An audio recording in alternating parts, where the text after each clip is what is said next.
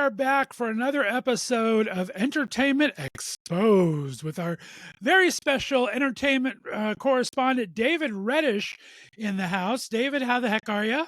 I am doing wonderfully, Scott. It is a beautiful day in Southern California. We're under heat advisory yet again. Things had cooled off there for a minute. Now Alexa's going crazy, telling me, "You're gonna die. You're gonna burst into flames." It's like I'm flaming all the time. I don't know what you're talking about, Alexa. But Absolutely crazy. Weather this year has been madness. I don't even understand it. I think it's the new Well, normal. happy spooky season to you, my friend. It's a spooky season type of day here in Northeast Ohio. We got clouds and rain and all sorts of fun stuff. Happy spooky season to you as well. I'm always excited to get into the Halloween season, both for the elaborate costumes and for the excuse to watch some really, really beautifully queer horror films. And there are many more queer horror films than people actually realize. There's a lot of gayness going on in the horror world. There are a lot, because that's not my genre. I said before, horror's not my genre, especially, but I do spend 1 month a year on it, and I learn new stuff every year. And we talked about talking about some underrated films you suggested to me, and I found a whole bunch I hadn't even heard of before that have some kind of interesting twist to them. And I know you always have about 80 at your fingertips to choose from. So why don't you lead us off here and talk about your horror entryway, so to speak, and what attracts you to the horror genre? Oh, well, that's a very interesting question. So I got into horror as a teenager, as I think a lot of people do, men and women both. I started looking at all the big horror franchises. You know, there was like a summer when I think it was the summer I turned 17. I watched all the Nightmare on Elm Street movies, like in order, saying I'm going to figure out what all the fuss is about. The truth is, most of them are not very good, but a couple of them are actually great. And the one I was most drawn to of all like the sort of horror staples was Hellraiser. And it was so interesting because I would talk with other people my age about, well, what's your horror series? And someone would say Nightmare, someone would say Halloween, you know. And I was always like Hellraiser, and people were like, that's an interesting choice. And what I have come to realize about Hellraiser is that it's extremely homoerotic.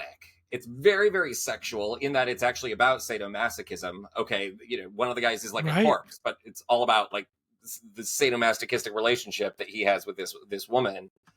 And the other thing is that it's the men are sexualized in a very, very blatant way, in a way very few filmmakers ever sexualize men. The character of Frank Cotton in the film, who's played by several actors, actually, he's a really, really good looking man. And you see him covered in sweat and wearing very, very little. And the camera sort of lingers over his body in the way that we're used to, you know, the topless woman. The camera just sort of, it stops, you know, mid chest and just sort of holds there for some reason. The Hellraiser movies are all about making men sexy in a lot of ways. Certainly that's true of the first two where Clive Barker was directly involved. Clive Barker is a well-known gay man, a brilliant, brilliant fantasy author. I'm going to talk about some more of his work probably here in a minute, but Hellraiser was definitely my introduction to the world of hardcore horror, and it's been getting gayer ever since. So I still love those movies. I love that. All right. Well, I'm excited. I think that's a good entryway film itself. Like I said, I think Hellbent was my first slasher one that I saw. We talked about that's kind of a good one to go that way. So my trouble with horror, and I've said it before on the podcast, and I'll say it again, I don't like to jump or get scared in front of other people. And at the time when I started going to horror movies, I was very jumpy and I was still very in the closet, and I would go with all my guy friends. And as soon as something happened, I'd jump and I'd grab onto one of my guy friends and hold on to his hand or his arm. And it would always freak me out. It's like, okay, I'm queer as hell. But so I had a weird kind of aversion to him at first, but now I'm kind of enjoying it.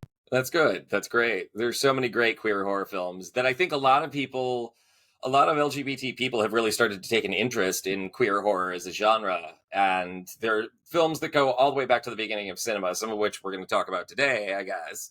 It's exciting, that I love sharing with other people. Well, I really got to know the gay coding of it all when I had our friend Sam Irvin on the show, because I never Peter really, Sam. he said, talk about it that much, and he was able to really give me some deep dives into it of the coding. Now I've got friends, of course, with your friend Michael Verratti and his Yes. husband Brendan and everything. So I've learned quite a bit as far as how the queer culture and horror culture intersects, and it's really fascinating, I think. I think so. Certainly that's true. Sam Irvin, dear Sam, actually has become sort of like I guess gatekeeper is not the right word, but someone who's promoting a lot of queer themed horror in his career. First, he directed Elvira's Haunted Hills, which is the second Elvira movie, and I happen to think it's actually a lot better than the first one. It stars Cassandra Peterson as Elvira, of course, and then Richard O'Brien, who people know from as Riff Raff from the Rocky Horror Show. The two of them, and it's a parody of like the Vincent Price, Roger Corman '60s Edgar Allan Poe films. It's a lot of fun. I think Cassandra's great in it. Richard O'Brien is great in it. There's some very big laughs, and particularly for people who are big movie nerds, we will understand all the sort of visual in jokes that Cassandra and Sam are like throwing into this thing. It's a lot of fun to watch, and I recommend it to everybody to check out. I remember talking to Sam when I first talked to Sam about it. Elvira kind of brought up that Vincent Price connection and everything, and that was a hero of Sam's all the time. But she's the one when they were talking about doing the film, she brought up first, and it just kind of made Sam's eyes light up a bit because that's one of his heroes, and so they had that vision early on. So that was kind of cool. I think it's wonderful, and I mean Cassandra's queer, Richard O'Brien's queer, Sam's queer. Like it's a very queer movie, and people should definitely check it out. Well, we didn't really pick a number, but let's just pick one of your earlier ones that you thought was where our topic today is pretty much underrated or lesser known queer horror films. What would you say is one of your favorites, or maybe goes back the farthest for you? Well, the one that I think goes back the farthest is a film called The Haunting.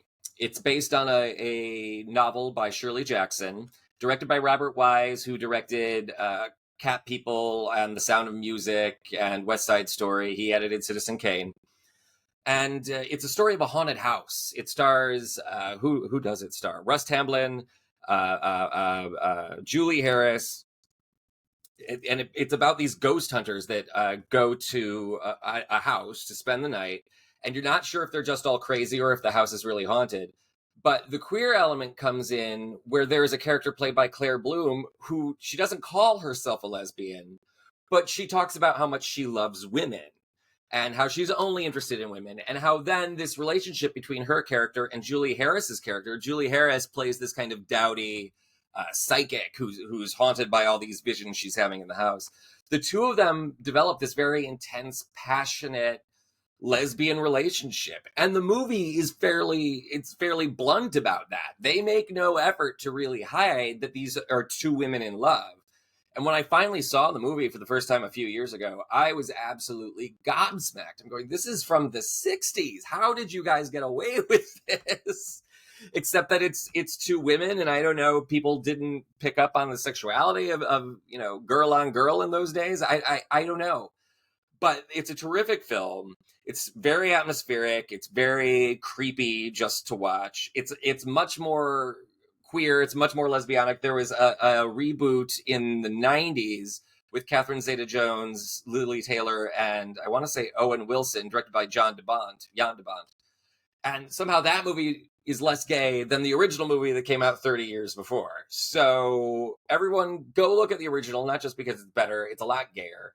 But that's an example of a movie that had fairly obvious queer themes to it, that was mainstream and that came out at a time when nobody could do that. I don't know how they got away with it. Right. Well, I got one that I hadn't seen yet, but when I was doing a little research, it interests me partly because of the star power and partly because of the story. It's called The Hunger. It was back in 1983. Tony Scott directed it actually, and it's described as a gothic tale of love, and it stars Catherine Deneuve of all people as a centuries-old vampire, and David Bowie is playing her ailing lover in it. And Catherine starts to seduce a younger woman played by a younger Susan Sarandon.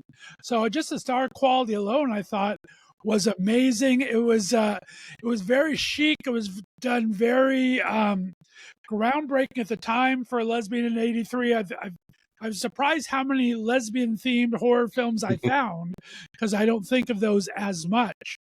But it seems very interesting, and I was excited to read about that. That's one that I would probably like to see quite a bit. I think so. I think so. It's notorious. I know Susan Sarandon has talked about that film extensively, where they didn't quite know how to handle the lesbian love story. The scene where she and Catherine Deneuve's character make love for the first time, and she said, "Look, they were trying to get her drunk. They thought the character should be drunk, and that's how it would happen." And she said, "Look, I don't care what your sexual history is. You don't have to be drunk to make out with Catherine Deneuve. Look at the woman." And so from there, like it amped up the lesbian element of the film. And I know lesbian film scholars who say, people went nuts because, oh my gosh, it's this amazing lesbian love story. They're vampires, but who cares, right? Like it's part of the freeness of horror. Like even in the days when you couldn't do gay storylines, for some reason in horror movies you could get away with it. The Hunger is still a great example of that. Right, and it had Yeah, very much that kind of gender fluid storyline, and who better to portray that than Bowie? I mean, speaking absolutely. of Mr. Gender Fluid himself, so yeah. Absolutely, absolutely. Speaking of all things queer and horror, and of our friend Sam Irvin, Sam recently produced a Blu-ray called of a film called Frankenstein: The True Story. Now, not many people know about this. This was a two-part TV miniseries in Britain in the 1970s. It stars Leonard Whiting, James Mason, and Jane Seymour. But the big coup de grace here is that the film was written by Christopher Isherwood and his longtime boyfriend, Don Bacardi. In case our listeners don't know, Christopher Isherwood also wrote A Single Man and Berlin Stories. Berlin Stories was the basis for the musical Cabaret. He was openly gay his entire career. He and Don were openly gay together. They were together, I think, 30 years or something crazy like that. Don's still alive. He lives in Silver Lake. But they wrote this version of Frankenstein together, and it is the gayest freaking Frankenstein you could imagine. In a lot of ways, it does resemble the Mary Shelley novel, which we all know very well.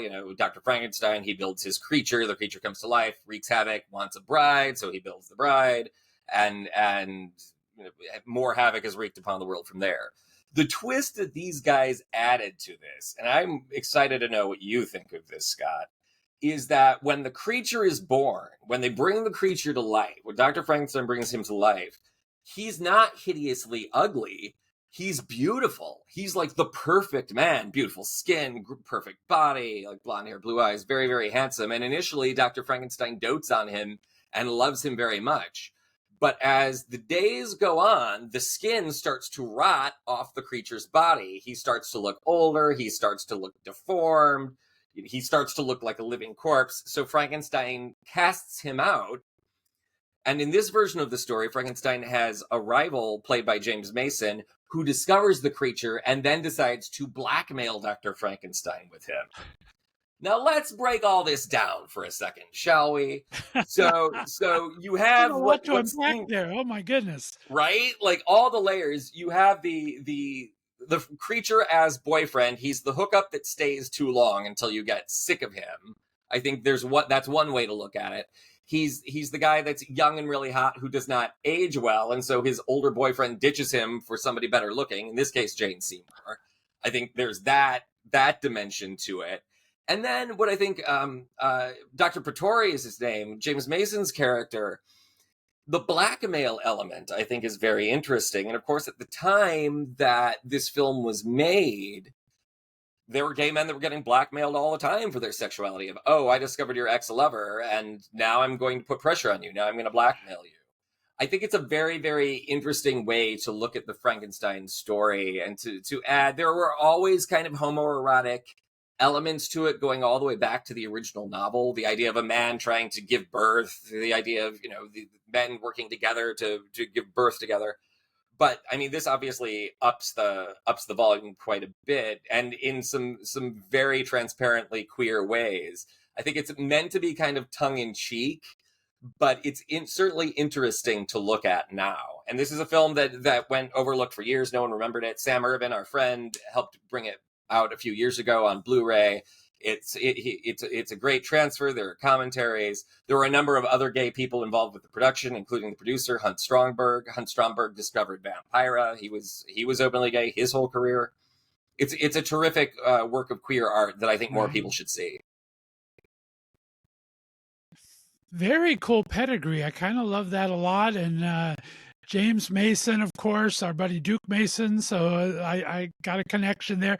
And Isherwood has done some really creative projects. So I don't hear that name that often, but whenever I do, there's always some interesting twists to it. So I like that. Most definitely. What else did you pick? Well, I got a couple. Yeah. But I'll let you go one more time while I pull up one of mine. Go ahead. Okay. So, other than Frankenstein, the True Story, what else do I want to give a shout out to? I'm going to give a shout out to a film called Mom, Mother of Monsters. And this is a movie, it's very interesting. It's directed by, I think you say, Trishura Lyman is her name. It stars Melinda Page Hamilton, Ed Asner, and Bailey Edwards. Bailey Edwards is the son of the actor Anthony Edwards, who people will know from the show ER and from Top Gun. Bailey is openly gay. He is a great looking guy. And more importantly, for the sake of this conversation, he's a hell of a good actor. Mom is not so much a typical horror film. It's much more of a psychological horror film, much more about suspense.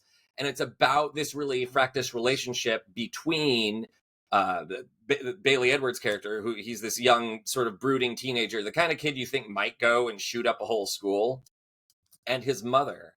And one of the tricky things in this movie is that initially you think maybe the kid's just a bad seed, maybe he's crazy.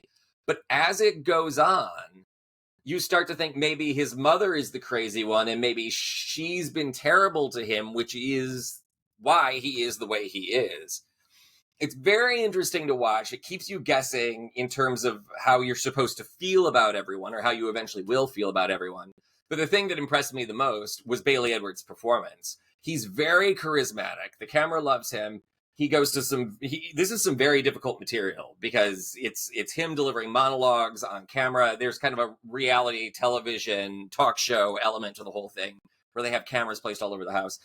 He delivers monologues to the camera. He is doing scenes all by himself where he has to run the gamut of emotions. More people should see this because he's a terrific actor, and I want to see him working all the time.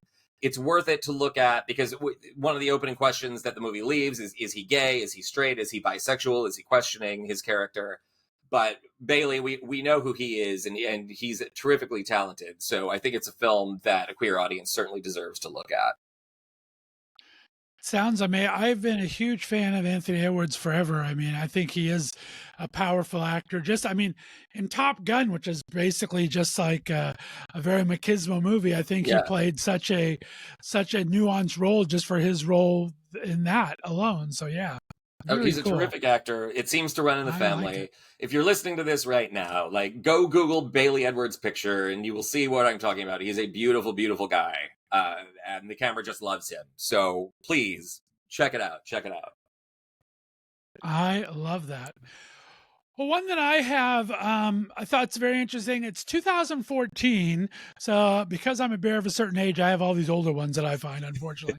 But back in 2014, there was a psychological thriller called Lyle. Yeah. And it's funny because it's often referred to as The Lesbians, Rosemary's baby. Um, it follows the character Leah, who's played by Gabby Hoffman, who I like. I think she's a great actress. Wonderful actress. Yeah. And she kind of begins to start to unravel after the death of her young daughter. But throughout the film, we find out that her character and her wife are expecting a second child. And so it becomes this kind of very suspenseful kind of take, has a slow burn to it. And I think it's very interesting. It gives you a kind of a fresh take on a lot of the horror tropes that are out there. And it's just kind of an amazingly kind of sought after film, I think. That's a great choice. That's a great choice. It's one I have not seen. I love Rosemary's Baby, so I need to check it out. And I think Gabby Hoffman's a wonderful actor, so I would love to see her given some great horror material running with it. Going off that, speaking of Rosemary's Baby, it's funny we're talking about that because there's this prequel to Rosemary's Baby, which is also kind of a remake that just dropped on Paramount Plus as we're recording this. I have not watched it yet. I've heard mixed things. Oh, But that's right. there is a remake. It's rare in the horror world.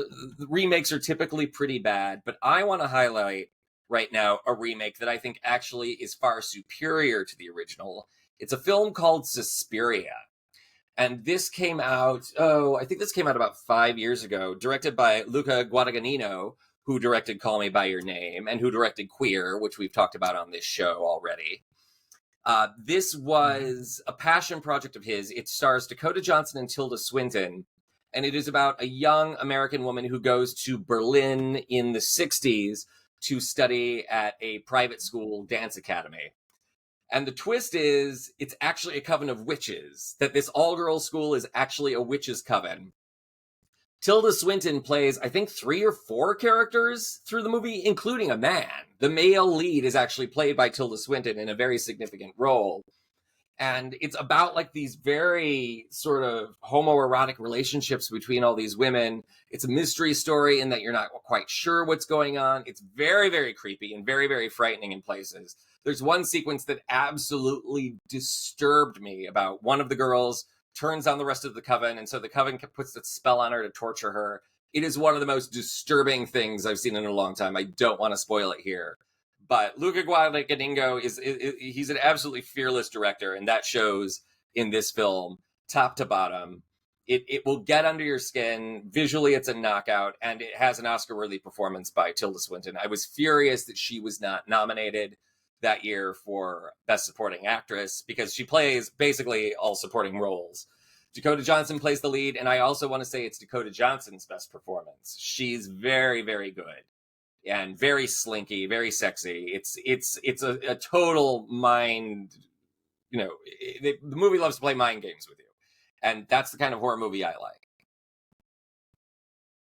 Yeah, especially like you said, you rarely find a sequel, even a prequel, that's as good as part of the original. So that's kind of a great find when you can find that. I love that. Yes, most definitely. Most definitely. Well, Well, I was excited because we both kind of came on one, and you don't find many trans representation in horror still, right? That's Right. still kind of going. And so, Bit back in 2019 was very much kind of a campy trans empowerment story. Of course, it had Nicole Maines, who I'm a huge Supergirl TV Terrific fan and actress. everything of, and I just think that she's such a great representation for the trans community and just such a great and outspoken person to begin with. But the movie is about a trans woman named Laurel that moves to Los Angeles and becomes entangled with, here we go again, a gang of queer feminist vampires. It seems like all the vampires seems to be queer, not many feminists though. So I like that. But yeah, it's kind of just a very, I like how they do the camp element to it, but it's really about gender identity and empowerment, and it turns the vampire mythos on its head a bit because it really gives issues of consent and power and transformation. I just thought it was really well done how all the themes intersected.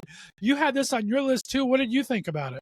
I thought it was terrific. It was the first thing that I'd seen. I was not a Supergirl fan. I was very impressed by Nicole Maines, by how good she is in the movie. Again, with some very tricky material in places.